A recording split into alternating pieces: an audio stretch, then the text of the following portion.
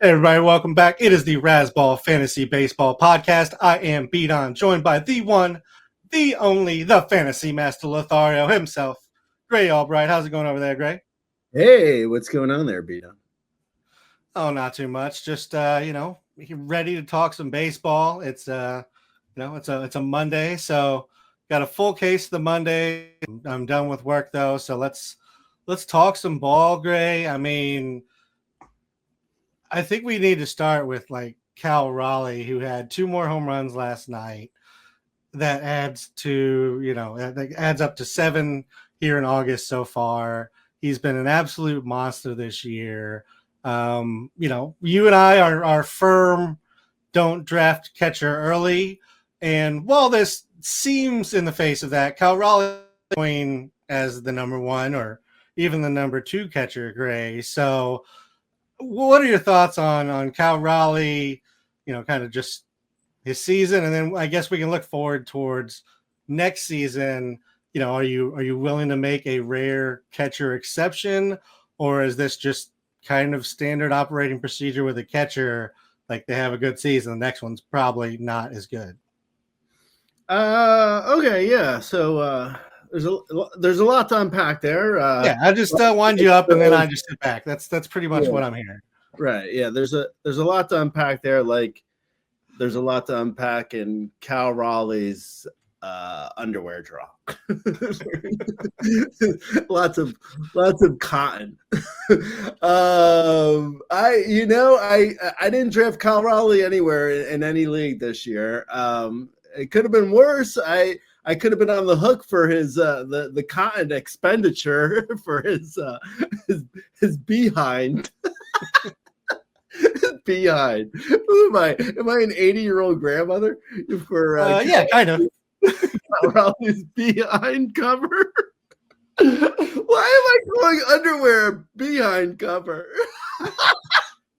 I'm sorry, I'm loopy. I mean, diaper dumper, something along those lines, or sitting right there for you. Yeah, the behind cover.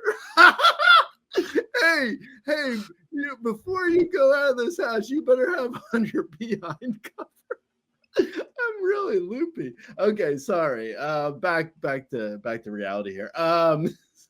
So I didn't draft Cal Raleigh in any league this year, but I think he actually does support the theory to not draft a catcher high because he wasn't going that high. I mean, in 2 catcher leagues, I think he was probably going around like 100 and maybe 120 overall in snake drafts, roughly maybe, I don't know, $10 to $12 that's in a 2 catcher league. In a 1 catcher league, he was basically a lottery ticket. Cal Raleigh was I would guess in a 1 catcher league he was going after 200 overall. I wouldn't be surprised if he was undrafted in some shallower 1 catcher leagues. Like he was not like the one of those William Contreras, or I think Adlai Rushman was in the top 50 or 60 overall in snake drafts this year. I mean, there was some ludicrous catcher drafting in like the early, in the top 100 even. I think Cal Raleigh definitely supports the theory to not draft a catcher high. And I don't see how his huge year, it is huge, much like his behind. Cal Raleigh's year is huge, but I don't think there's any way I'm ever going to draft him next year. I mean, there's absolutely no possibility, unless like a tile from the ceiling falls on my head and I accidentally, I get knocked out and my head hits the mouse button right when it's my turn to draft. Otherwise, there's literally no way Cal Raleigh's ending up on my team next year. I think it was in May of this year where he started hot. I was hitting a ton of homers. And I believe I said something like he was going to be a top 25 pick in 2026. I underestimated that. I'm not like I wouldn't be shocked to see him go in the top 12 overall in some leagues. I would not. It wouldn't be me. There's no way. I think it's awesome that he's having this great year. If you drafted him, man, you stepped in it. I'll tell you that. Like you stepped in the big dumper. I wish I would have stepped in that, because I mean you can't find anyone else nearly as valuable for when you consider draft cost. I mean, he was like he right now he's on the player radar. I don't have it open in front of me. I'm assuming he's top 3. I mean, he was nowhere near. I want to say in one catcher leagues, it was like there's no one near that valuable when you factor in draft pick. He was just so. I mean, he was really like he was the guy to get. He was if you have him and you're not doing well in your leagues, like I don't know if I can help you at this point. there's or at least doing well for hitting. I mean, there's like if you drafted basically a team for all intents and purposes. You drafted a team that was like, strong on power or weak on power or whatever you did. And then you just drafted a catcher as a second, like as an afterthought. So you basically drafted your team, like whether you took Aaron Judge in the first round and then you felt like you were strong on power, and then you took Cal Raleigh in round 18. I mean, you just basically you literally were just like, oh, I don't know, I'm just going to take a catcher. It was like there was no intention of you being like, yeah, I'm drafting Cal Raleigh to help my team. You were drafting him as a catcher to fill in a spot in your lineup. So yeah, man, you got lucky. I guess the closest is Pete Crow Armstrong for fantasy draft price versus value. He's obviously come down in the second half. I don't think there's anyone even close to those two. But yeah, at least for hitter. I wish I had Cal Raleigh, man. He was the perfect guy to draft. It was like that's what winning fantasy teams are made of. And I don't really know if there's any way, like people say, like you need some luck.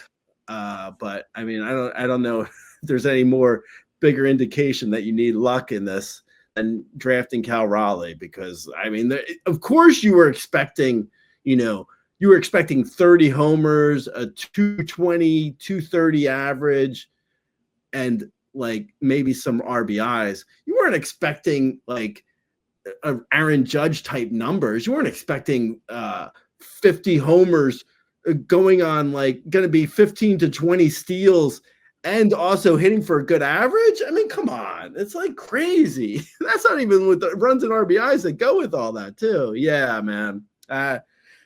Oh well, what are you gonna do? Yeah. Before somebody yells at us in the comments somewhere, yes, Aaron Judge hits for a much better average than Cal Raleigh, but it's still absolutely ridiculous what he's doing. The number one catcher grade was William Contreras. He's having a fine season. He's a very solid catcher. Among catchers, he's currently fifth. That's kind of catcher, and he did it back-to-back season, so you felt as good about him as you did about really anybody coming into the season at catcher. And he's fifth, which is, again, fine. But if you reached for him because he was a catcher and you thought he was going to be the number one catcher, that's the problem with that, really. And why neither of us will probably be in on Cal Raleigh next year, because, again, at catcher, and he's not just DHing every day. Like, he's playing catcher 75% of the time. He's had 98 games at catcher. He's played 128. So it's definitely a thing where he's going to be behind the plate. They feel like he's good enough to be back there, and they're paying him to be a catcher, so they're sticking him back there.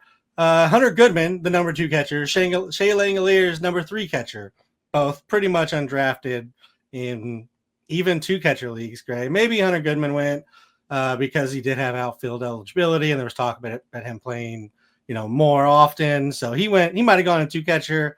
But yeah, after that, it's tough.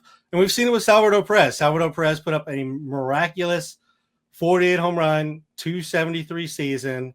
And then the next year he went back to being 23 home runs, 254. Like it's so hard to do at catcher back-to-back seasons. Let's move off that though, Gray. Let's talk about Anthony Volpe, who got the voted dread of confidence. He is the starting shortstop as they say it to change it in the next week or so. What are your thoughts on the Yankees, former top prospect? For all purposes, there was no reason to think he wouldn't be their shortstop. Yeah. Right. I was listening to the Yankees Red Sox game, Sirius XM, and I guess they have it was ESPN on Sirius, but I guess they don't pay for ESPN announcers, so it was a New York telecast. So it was Dave Sims and other Yankees radio people, and at one point they were like, "Oh, this inning is sponsored by New York Lottery Commission," and I was thinking it was kind of fitting because it was like a commercial for like a reliever coming in. So it was like, yeah, like what lottery are you going to get a winning ticket with Yuri De Los Santos, or a loser with Devin Williams, or a winner with Bednar? But then they started talking about Anthony Volpe, and they were basically talking about how like he is, he's struggling defensively. Was their big points were about his defense. And I was yelling at the radio, like, have you guys looked at his offense? Because that's not good either. It's crazy that the Yankees have at the bottom of their lineup, the 8th and 9th hitter, assuming Volpe and McCann are in there. They have possibly the two worst. They have the two worst hitters versus righties. Unfortunately, Ryan McMahon has managed to become a lefty who can't hit righties, which is really bad. And Anthony Volpe is just awful, man. Like, it's just like watching them, watching Volpe specifically, it's just like he can't make hard contact for his life. Like, I've never, like, he is, I wonder too if it's a matter at this point where he kind of just needs a change of scenery. Like, it might do him and the Yankees well to trade him in the offseason. Otherwise, I don't know. I don't know what the future is for Anthony Volpe, but he looks lost, man. He looks lost on defense, as I was saying they were talking about, but he also looks lost in the box. Like, he can't make hard contact for his life. It's pretty pathetic. His numbers are just awful, just incredibly terrible. I know everything gets blown out of proportion with the Yankees, and their fans are especially difficult on their players when they're struggling. But I mean, this is a case where it's deserved. I mean, he looks like he should not be playing. Unfortunately, or I guess fortunately for him, I don't even know if it's fortunate for him that Boone gave him a vote of confidence. I don't know if it's fortunate that Volpe is going to be playing again. Like, I think it would be fortunate for him not to play, because he looks so bad that I think it's actually better for him if he doesn't play. But I guess, unfortunately, he will be playing, according to Boone. He will be the starting shortstop. And I don't think, going back to fantasy, I don't think he's really rosterable outside of, like, I guess AL only, maybe if it's a deep mixed league. But thinking about him for next year, a lot can change. Like I said, maybe they trade him. Maybe he's not maybe he's not the starting shortstop coming out of spring. So a ton can change. But I don't know. I don't really buy into a bounce back here because, like, if you look at his numbers over the course of 3 seasons, he hasn't really ever been good with the bat. That is, obviously not great with the defense this year. Last year he was better with defense. He's got a case of the yips, I would guess. But with the bat, he's just not been very good outside of empty sort of empty homers and steals. He's got the power speed thing, which is nice, but it can only go so far when you're making really bad contact. And, when you have only 24% strikeout rate and you're hitting 208, that means you're hitting a ton of awful hits. Like in his case for this year, his fly balls are really terrible. His fly balls are out of control. He's hitting it looks like he's hitting a ton of 275-foot outs, which is not good. So yeah, I don't know, man. I think he needs a change of pace personally, but I can't imagine he's anything more than a flyer at the end of deep league drafts next year. And I don't know if I'm taking that flyer. Yeah, I don't know. I might try it just because, he is still giving you the power speed. It does feel like it's a little bit of just he's in his head at this point where he can't get it right. And now it's, as you mentioned, now it's affecting his defense, which, wasn't amazing, but he was at least like league average at defense last year and last couple of years. The metrics say he was even positive on defense last year. I don't know if I necessarily believe that, but it also feels like there's potential for him to move either in a trade or over to second base. Trent Grisham will be gone. Paul Goldschmidt will likely be gone. So there's openings for Jazz to move the outfield, and then Volpe can move to second. That kind of feels like a better fit for him. He's not a great arm talent. Like most of what he brings to shortstop is speed related. He's quick, so that helps. But if you can't make the throw, which he can't right now, it's not great. Jose Caballero, who the Yankee fans are yelling to take his place. Obviously he's stolen a ton of bases this season, but he's not exactly great on defense or offense either. But at this point, I understand their desire for change.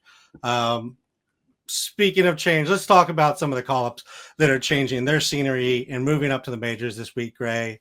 Bubba Chandler, we waited all season for him, and then he's coming up in a bullpen role.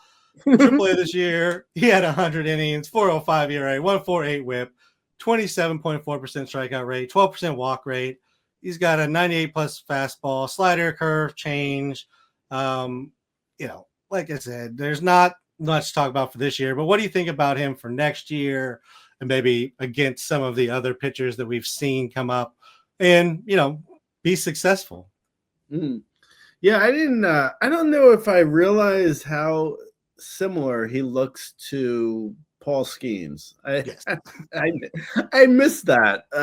He's like basically his twin. I was so excited when I saw he got called up. Like I did the old, I got like excited. I did the old Tiger Woods fist pump. I got a little crazy. I started dropping people on my team and picking up Bubba Chandler everywhere. And then they were like, "Oh, by the way, it's a bullpen roll." And I was like, "Yow!"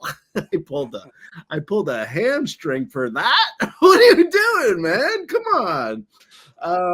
Yeah, it's unfortunate that he's up in a bullpen role. I still actually ended up bidding on him in a few leagues because it's like, yeah, what the hell? I mean, maybe he gets 4 innings a week, and they used him as to end the game the other day where he got a 4-inning save, his first appearance.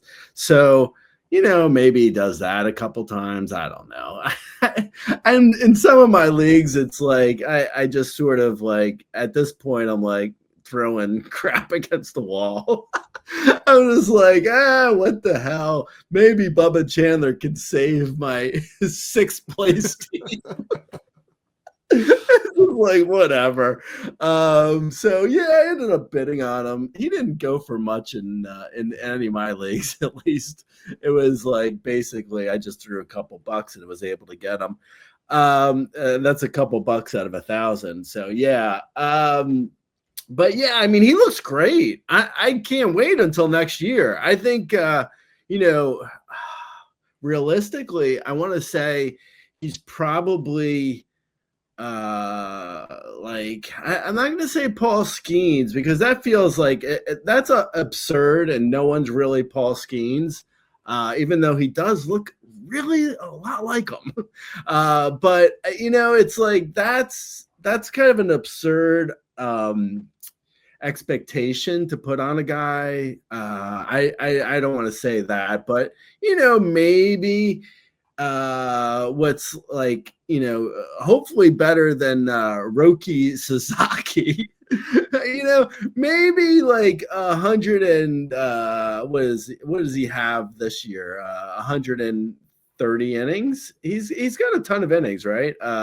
20. He's got like 100, and he looks like he could do 130 innings this year. So that puts him roughly around we'll say between 135 and 150 next year. 150 innings from a guy, a rookie pitcher. I want to say he's probably possibly as good as like, a number 2-ish, like maybe like what we're getting from Yusei Kikuchi, for instance. He's right now, Kikuchi's around a 3.4 ERA with a 9+ K per 9. Maybe a little bit better than that, but the walks are a little concerning with Bubba. So there's a chance here for a little bit of some riskiness. I want to say I'm in for next year. I think for this year, if you want to take a flyer on him, it's fine, but he's probably not going to be a difference maker.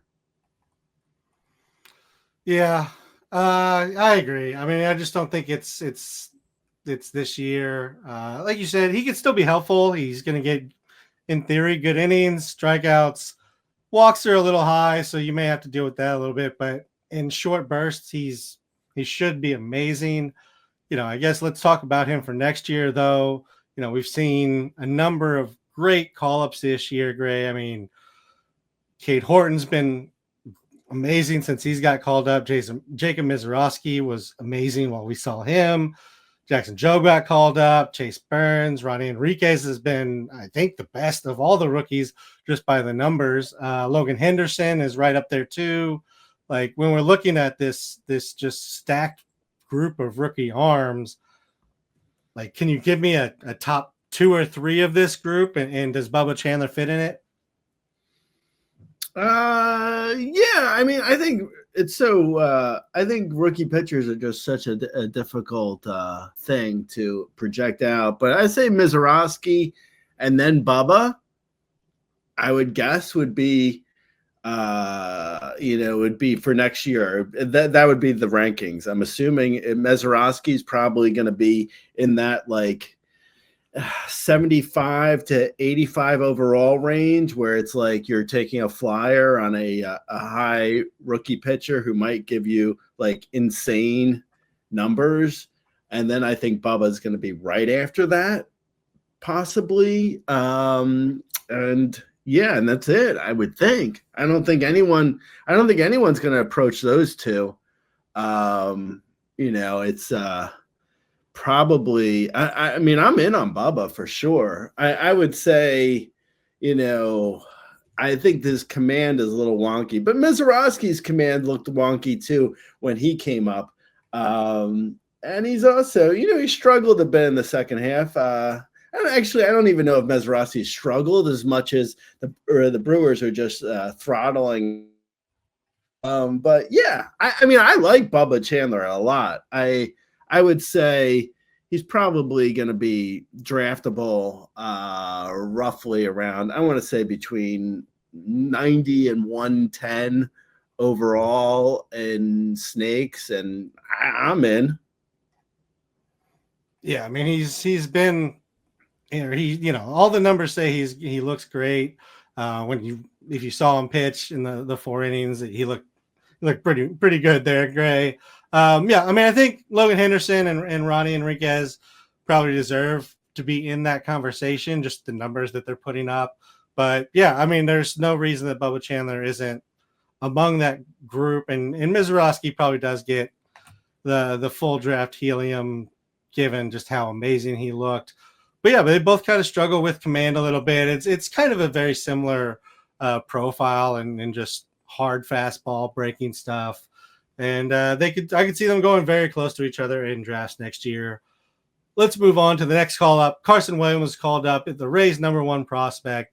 111 games in AAA this year. He has 23 home runs, 22 stolen bases. He's hitting .213, .318, .447. Does have a 34% strikeout rate, but has a 12.4% walk rate as well. What are your thoughts on Carson Williams? Are you adding him in 12-team leagues? Anything shallower? No, I think he's probably off the board for me in a 12-team league.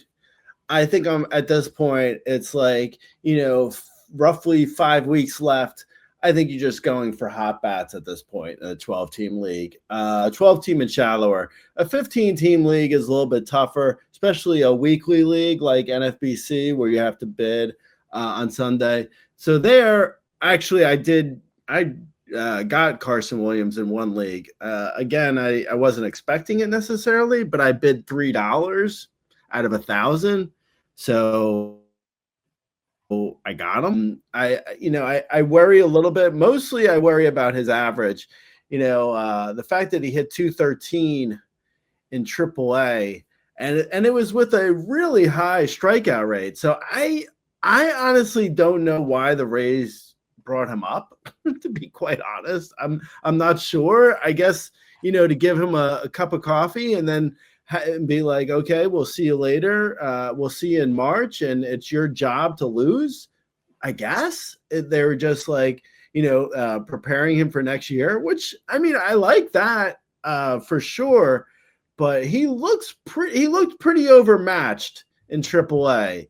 If you can, if you can read anything into his numbers, like they don't look great. Steals is obviously solid, but I mean, 34% strikeout rate and a .213 average. I mean, I get that, Ha-Seong Kim was, IL'd, but even with that, I feel like, I don't know if Carson Williams is really ready. And as I say that, I mean, he's hitting over 400 in 2 games. Well, he's only played 2 games and he has a homer and a steal already. So he's hitting well. And the Rays are a good organization. They're a smart organization where you would think they know what they're doing. So maybe they know something I don't know as far as like what he was hitting in AAA. Yeah, I mean, I don't know. I like the flyer, though, in 15-team mixed leagues and deeper. I think in 12-team mixed leagues, you're looking for a hot bat. And, I mean, like I said, he did hit a homer in his first 2 games. So that sounds hot. I don't know. It may be worth a flyer in a 12-team mixed league if you have a spot and you want to take a gamble on upside. Yeah, I mean, I'm not opposed to gambling on the upside at this point if you're trying to chase down stuff.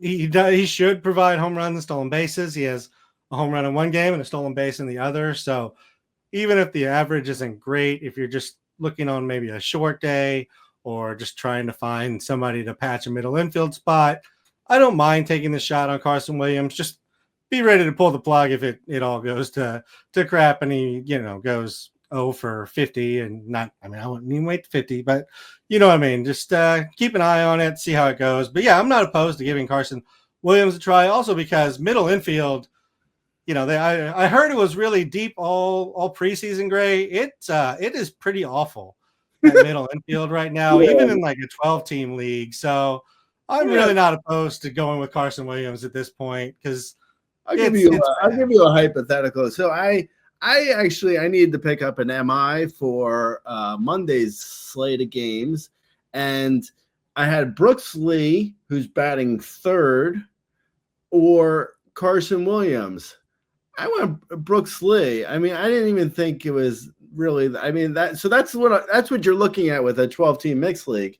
So I mean, I feel like you go for the guy who's batting third and has been somewhat hot. I think Brooks Lee was in the top 25 overall on the 7-day player rater. So yeah, I mean, there's guys I think probably available in a 12-team mixed league, but again, the flyer on upside's not a terrible flyer. No, it's not. I mean, if I just go to our RCL right now, Gray, and I sort by last 14 days, you could go pick up Jeff McNeil, Jared Triolo, who both have been good recently. Not saying I believe. I like Jerry Trillo, but not Jeff McNeil. Yeah, and he's at St. Louis, and St. Louis is just hemorrhaging right now, everything. Brian Rocchio. So, yeah, I think all of those guys probably above, what we're looking at with Carson Williams. It's really boring out there sometimes at middle infield, unfortunately. It is what it is. 15-team, yeah, I think I'd go ahead and grab him up if he's still out there and you're looking for a middle infielder. Let's move on to I don't really know how to say his name, Greg, because I haven't watched him play yet. Jhostynxon Garcia? What? No.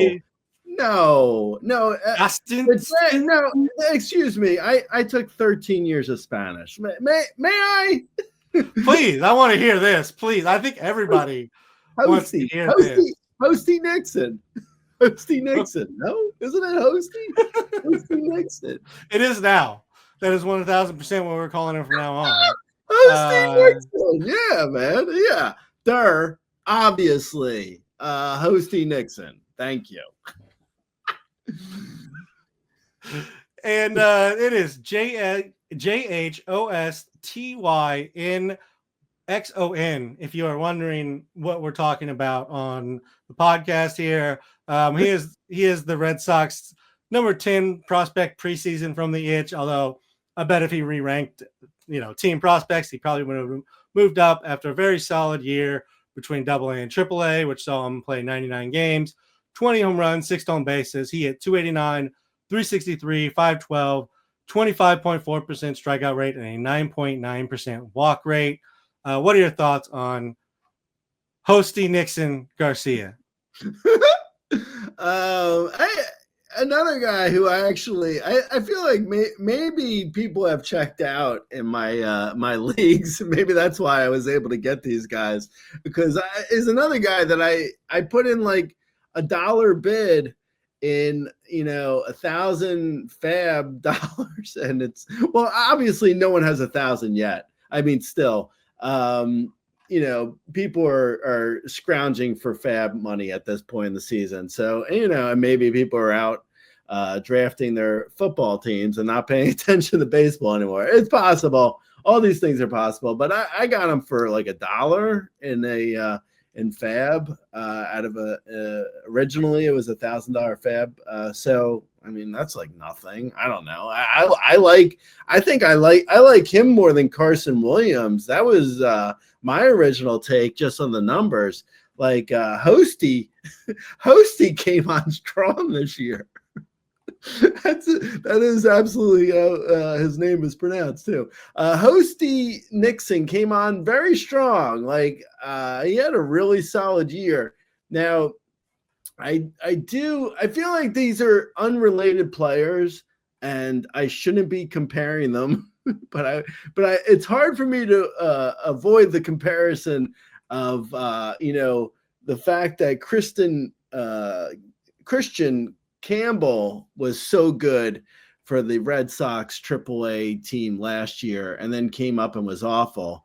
I don't know what's going on there in is it Pawtucket? I don't know what's going on there in Rhode Island, but something feels off with the Red Sox AAA, and that's with a sample size of 1. So maybe it's nothing. But Jhostynxon, like power, he's got power, he's got speed. He hit for a solid average in AAA, and it was a little bit inflated by a BABIP, but he hit made more contact than going back to Carson Williams. So I feel like, again, it's like when you're looking at a prospect hitter at this point, even pitcher, I guess, but mostly hitter because they play more. At this point, you're looking at a difference between him or hot bat off of waivers. Hot bat off of waivers is definitely a solid possibility at this point. Like if this were May, I would be all in on Jhosty. That the fact that it's almost September, you got to look at like, okay, like on Monday as we record this, he's not even in the lineup. So there's that.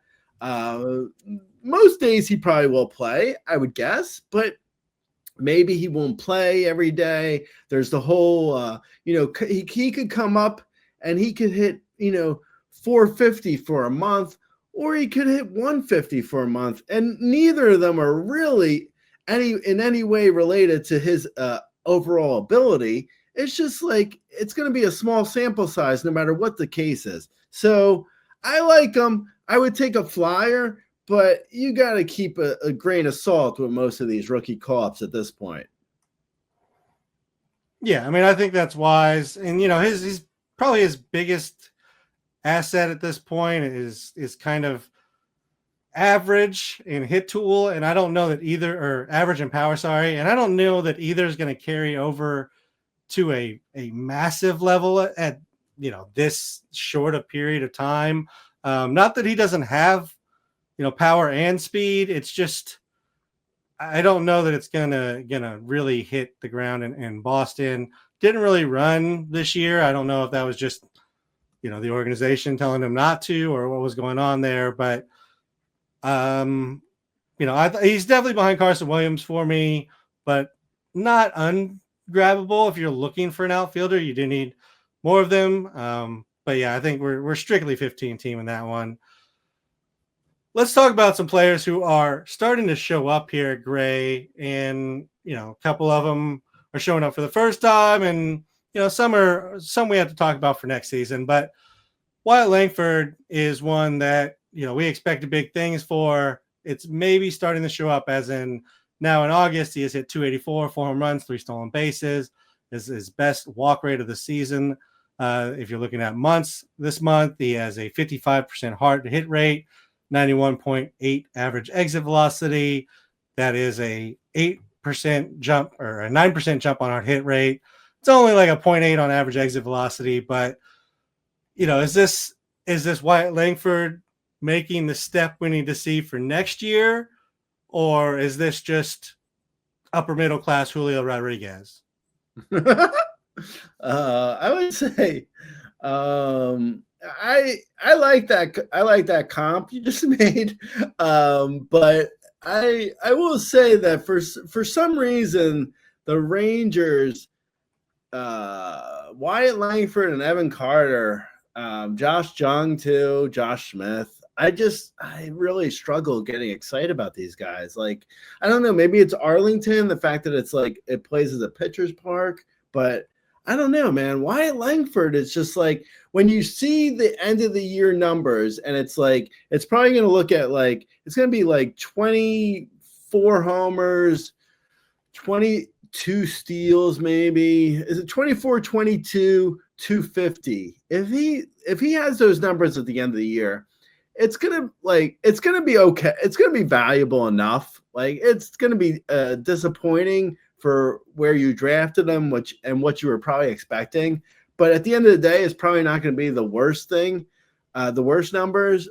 But when you're going through the season with that, like, it's just so boring. It's just so like the 3 homers, 3 steals a month type year is just so like, oh God, man, it's just really it leaves a lot to be desired. Like, it just doesn't feel like a guy at this point, at least, he does not feel like he's able to turn it on and have a good, like a solid month or two. Like, it just doesn't seem capable of it. It's now 2 seasons we've gotten this from him, like almost identical years from last year and this year.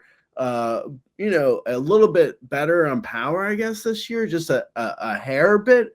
But like, I mean, he's still like, last year was not that different than this year. Like, where is I'd like to see a bigger step forward. Like, I'm getting kind of bored of the Wyatt Langford thing. Is it valuable? Yeah, I guess if you're drafting him at like 75 overall, but he was going at like, 30 over or 25 to 30 overall. So it's like he's just, I don't know. He's just kind of boring to me. I'm losing interest in Wyatt Langford, to be honest. Yeah, I mean, I get it. It's been a disappointing season if you were a Langford believer. Because if you drafted him, you believed in him because he was going very early. It's fine, like you said, but it's a step up from Ian Happ. Like that's where we're kind of at right now.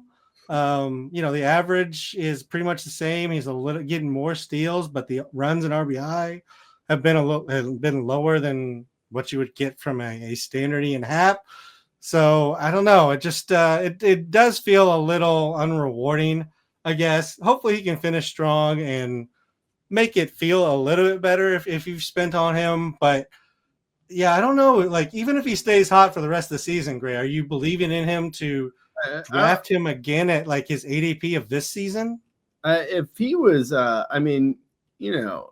compared to Jackson Merrill, he's basically Bobby Witt Jr. There's no Wyatt Langford is a 3-time MVP compared to Jackson Merrill's season. So there's that.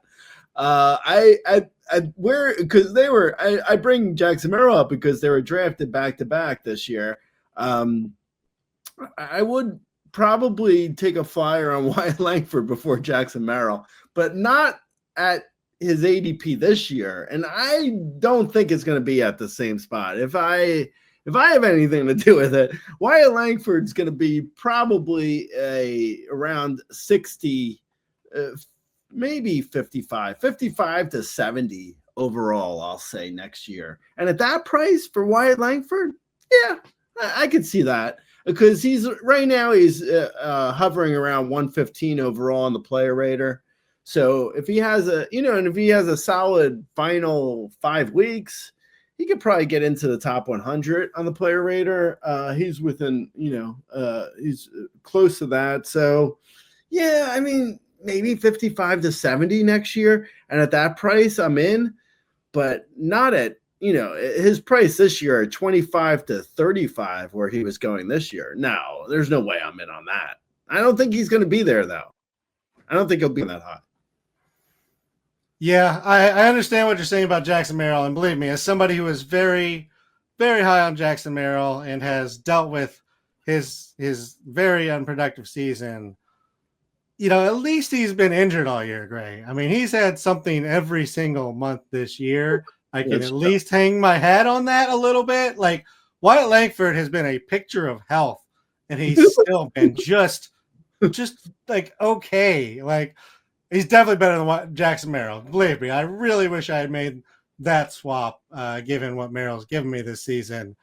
Just writing some narratives here in my head, and I can at least write one for Merrill. I don't know. Langford, I feel like Texas is either really bad at developing hitting prospects, which is very possible, or that park is just sucking all the fun out of this otherwise pretty solid lineup. Mm-hmm. Yeah, I mean, it could be a combination of both. I think Adolis Garcia and Corey Seager's solid years were, probably hinting at the fact that Arlington can play for offense if the guy is hitting well. Yeah, but nobody's doing well this year. I mean, Langford is by far the best offensive player for the Rangers. They're all terrible this year. Everybody is terrible. I'm not talking about this year. Yeah, no, everyone's terrible this year. The whole offense, except for Cal Raleigh. I mean, it could be like how Wrigley played last season, where it just unexcusably blew in, in an inside park. That's definitely my favorite joke to make on this podcast. Vinnie Pasquantino, power breakout. Is it happening, Gray? He has 6 home runs in 7 games, 9 home runs in 14 games. The underlying numbers look the same. So, the hard hit rate is up 3%, which is negligible. The average exit velocity is up less than 0.5, and the launch angle is pretty much the same. So, are we seeing something here with Vinnie P, or is this just the miraculous run that we saw from him like never before? I really don't know what's going on here. He does not have this kind of power. Yeah, Vinnie Pasquantino. I didn't think. Yeah, I mean, well, you say he didn't have it, but he's doing it, so he's got it. Yeah, I get whatever, but yeah, got it. Yeah, I mean, I was in the same camp as you, that I didn't think he had the power in him, but he's doing it. So, I don't know. I was saying this on the site. So this is punishing the people who actually read what I write. But I was saying on the site the other day that if you have if you have a great month and not a terrible other 5 months, you're basically you're like a top 50 to 70 overall guy on the player radar, which is a really solid season. I mean, that's what Vinnie Pasquantino is doing. He was a solid-ish. I mean, he was okay. He wasn't necessarily the worst hitter in the world for 5 months, or I guess at this point for 4 months. And now in the 5th month in August, he's having a great month. So it's that's all you really need in order to propel yourself up into a fantasy, somewhat valuable fantasy asset. I like him usually.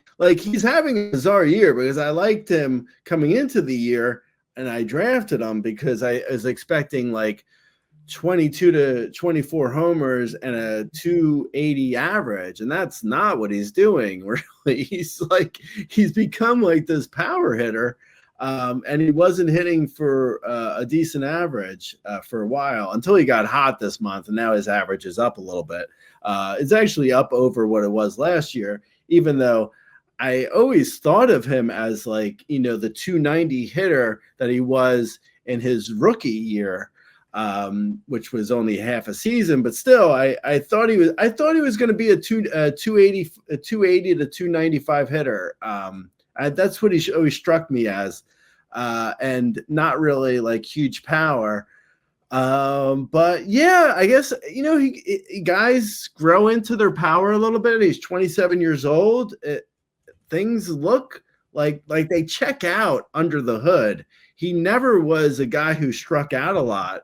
So if he's able to do this, I mean, we've been asking for, a first baseman to show themselves for next year. And it looks like Vinnie Pasquantino is, it looks like he's doing that a bit. He's showing, him, and it's going to be Nick Kurtz, Vinnie, and then, those other guys. No, I mean, Alonso and Vlad are still good, but yeah, I mean, it's I think it's a promising thing for Vinnie Pasquantino, what he's doing this year, or excuse me, what he's doing in August. But back to my first point, you're going to draft him in the top 50 next year. you're going to get to May. He's going to have 3 homers. You're going to be like, what did I do? Why did I do this? Why did I draft Vinnie Pasquantino? God damn.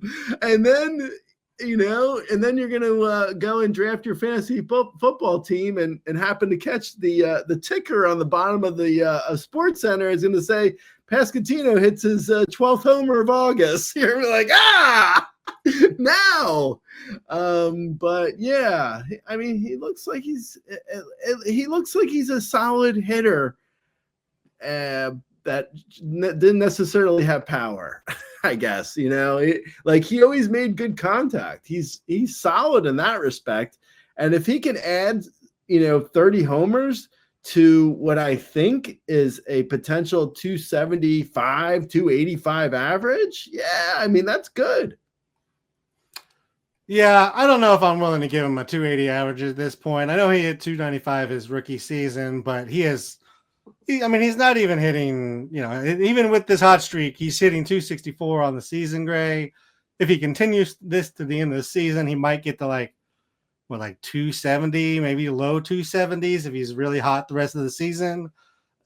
Like, is that, I don't know. I don't know if I'm willing to give him a 280 bump off of a month of being hot. It is a great hot streak. It is better than, it is proven that he is the rich man's Eric Hosmer, not the middle class Eric Hosmer, at least. But I think there is something to look at here. Like his average bat speed and his fast swing rate are both up significant amounts this year. So I do think he's kind of decided he wants to swing harder. If he makes that decision and he continues to hit 265 to 275, then he becomes an interesting player. We'll see where that kind of caps out at, where the swinging harder affects the average. But right now it's absolutely working for him. Let's talk about a rare topic for us, Gray. This is something that we don't really dive into too much, and that is somebody who plays for the Chicago White Sox. And we're talking about him in a positive way. Yeah, I mean, we're not just putting them down over and over and over again here. We're actually going to bring up something positive, and that is Colson Montgomery, Gray. He has 8 home runs in August. Now, I'm going to now say something negative about him because it's the White Sox. He is only hitting 203. It is 225 in the second half, so this second half a little bit better, but 203 in August when he has the 8 home runs. He's hitting 230. You type it. Okay. I didn't get the update for today, I guess, when I was putting the notes together. Sorry, sometimes you do the notes before the stats get released because, that's how it goes when you have a job. But hey, what can I say, Gray? I will say in August, hard hit is up to 51% from 37.5. Average exit velocity is up to 90.6 from 86.1. And the launch angle is up from 14.9 to 20.8. I don't know that the launch angle boost is really helping that average as we're seeing, but it's certainly helping the home runs. Is there something here that's useful on the Chicago White Sox? I just looked up his splits, and he's batting third. Small sample size, but he's hitting 167 when he bats third. Ooh, just trying to make this positive. Hold on. let me regroup. Hold on. I gotta find positive. No, honestly, I like what we're seeing so far in the since his call up. I mean, he's got 13 homers in the second half. That's good. There's nothing wrong with that. I think there could be something here as far as power, but I mean, you might have. I said 167 for batting third. You said 203. I mean, it might have been a Freudian slip. Maybe it's 230. Whatever the case is. I mean, you can't hit for average, so that's a problem, right? I mean, I'm just throwing that out there, but it seems like that could be an issue. That even even when he's hitting well, he's not hitting for a good average. Right now he's currently 6th in the league. Well, he's tied for 4th in the league for homers in the second half. He's behind Shea Langoliers, Kyle Schwarber, Shohei Ohtani, and he's tied with Pasquantino. And all those guys are excellent. Excuse me, a Junior Camarino. Did I say him? No, I don't know. All those guys are excellent, and he's the only one that really isn't. but I mean, he's also a rookie, so it's like there's a chance for him potentially. His Ks are way too high. He doesn't walk at all. I mean, there's definitely issues here with his profile. But he's a rookie, and he's hitting a ton of homers. So, I would say potential is, off the charts, really. I mean, the potential is really good. He was considered a decent enough prospect. But, in AAA, he hit 218. He can't make contact in the majors. There's some real serious issues here where I struggle to see him as a long-term solution without like some major adjustments or something changing in his profile. Because right now, I would say projecting him for next year, I would probably project him for like 24 homers, 5 steals, and roughly a 215 average.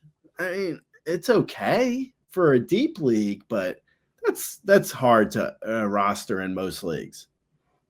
Yeah, it kind of feels Jock Peterson like he cannot hit lefties. Gray, he's 171 versus lefties. He's hitting 252 versus righties. It looks like a little Jock Peterson-y. Like he can hit the ball hard, but he can only do it versus righties. So it feels like a platoon situation if he was on, a real team. But because he's on the White Sox, he's going to play every day, and the average is going to hurt for it. But if you're in daily and you can start him just versus righties, which again should be about more than half, 60% of the time, like that feels like a winning strategy if you can kind of pair him with somebody in a daily league. But yeah, for the average, if you have to play him in a weekly league, it's definitely going to take some hits here. I don't know. I don't hate him. The power is real, and you're chasing power alone. There's a lot worse places to put your bet, Greg. He feels like a guy who is excellent for, like, if you can get him cheap enough for an MI. I'm thinking 2026 here. If you can get cheap enough for an MI in an AL only league, and you back into 27 homers and a 215 average, I'm happy with that in the AL only. In a 12-team mixed league, I don't think he's going to be rosterable. In a 10-team mixed league, there's absolutely no way. In a 15-team mixed league, I think he's going to be a flyer for MI, and hopefully he figures out his average, or you just bench him against lefties like you mentioned. Yeah, I think that's probably what we're looking at here. And just to figure out the whole average situation, Gray, 230 is his average for the season. That's the number that you were saying to me. Oh, yeah. 225 is the second half. 203 is August. Okay. Just proof that Gray does not listen or read my notes.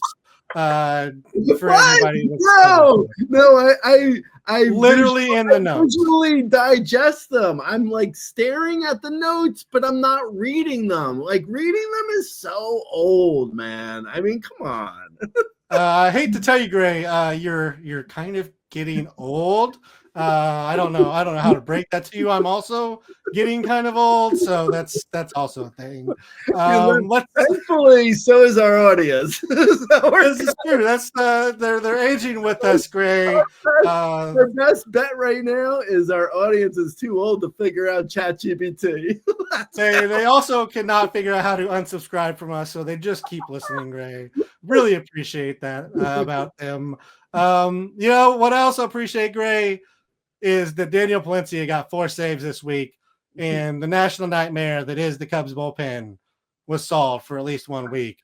Do you feel like Palencia is now the Cubs closer, or is this just, kind of Philadelphia 2.0? They don't have one, so, beware. Yeah, no, I think he's the closer. Yeah, I do. I think what was it? Kittredge. Yeah. Yeah, him. I think that was actually a part that Francis McDermott played. I think Kittredge was it looked like a solid vulture guy for deep leagues, but yeah, Palencia's been solid. I don't know. I haven't had any issues with him. I think you're too invested at being a Cubs fan. I think Palencia's been fine.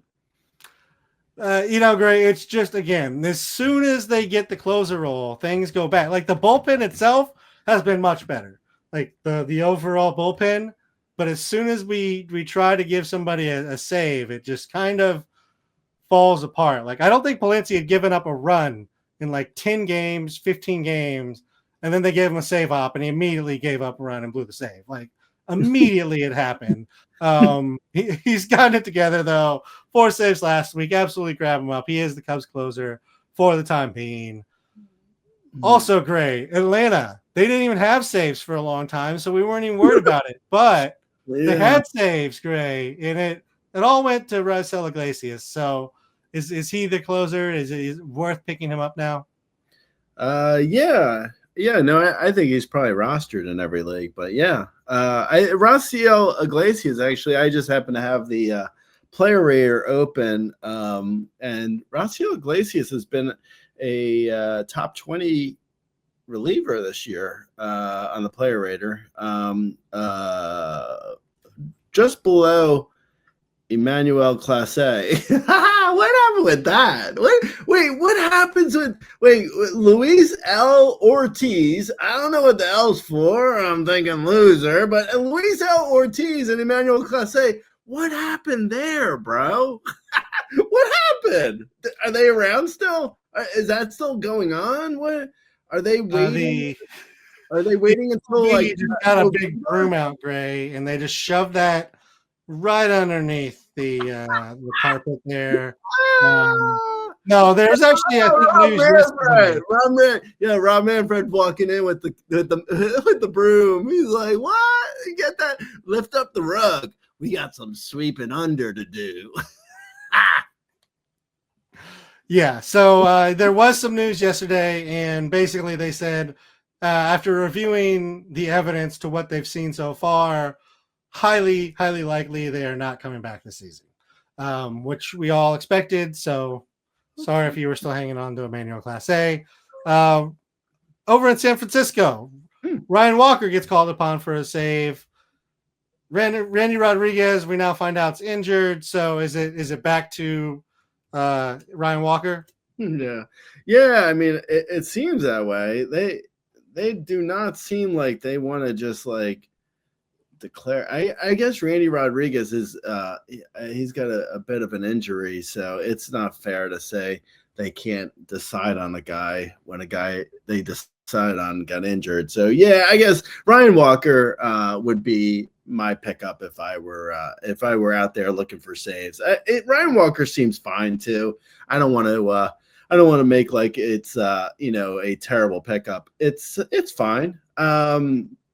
I don't know if we have, as of the recording of this, at least, we don't really have definitive knowledge on how bad Randy Rodriguez is. So if Randy Rodriguez was just out on Sunday and comes back on Tuesday, then Ryan Walker is going to go back to being useless. So yeah, I would pick up Walker, but I don't know how good, how worthwhile it's going to be as of right now.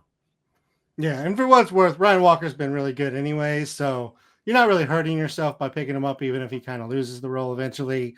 The numbers have been really solid from him after a little bit of a rough spell. Let's move on to waivers, Greg. Give the people some bats. Okie dokes. So looking at the someone we mentioned earlier. All right, so we have Jared Triolio.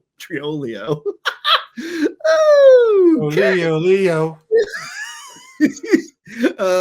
Mark Vientos hit 3 homers in 3 straight at bats, and then started grounding out again. But yeah, he's hot. Okay, back to the hot waiver guys. Okay, Mark Vientos, Jared Triolo, Jeff McNeil, we mentioned earlier, who I probably wouldn't pick up, but he has been hot.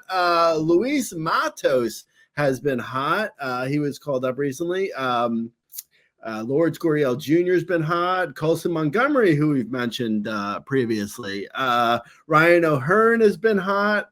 Trent Grisham hitting leadoff, hitting homers, been hot. Nathaniel Lowe has been hot. Sterling Marte, Joe Adell, Tommy Pham, Alex Freeland. He should be on waivers in most leagues. He's been hot. Alex Call. Hey, what does this say? Alex Podcast. What's going on here? Mike Yastrzemski. He's been hot. Colton Cowser. I just got a notification on my phone that he just homered. And he's also been hot. And Carlos Correa has been hot. So there's some names for you. Yep, great names there, Gray. Moving on to the pitchers. These pretzels are making me thirsty versus Colorado. That is Jason Alexander. Jose Quintana versus Arizona. I was going to say Dean Kramer, but he did not like Samuel Basallo behind the plate, and it showed, so I am benching Dean Kramer for the time being. Taijuan Walker at the Mets. Colin Ray at San Francisco. Tomoyuki Sagano versus Boston and at San Francisco. Clayton Kershaw versus Cincinnati, Quinn Priester versus Arizona, Jose Soriano at Texas, at Houston. If you have any other specific questions, you can find us on Twitter. I am at RazBeaton. Gray is the owner of the at Razzball account. You can find us youtube.com/Razzball Fantasy or in the comments section on Razzball.com. May your lineups be perfect. May you win your matchups. I know there are some head-to-head playoffs starting this week, so best of luck to all of you. And I will talk to you later, Gray. All right, Lates.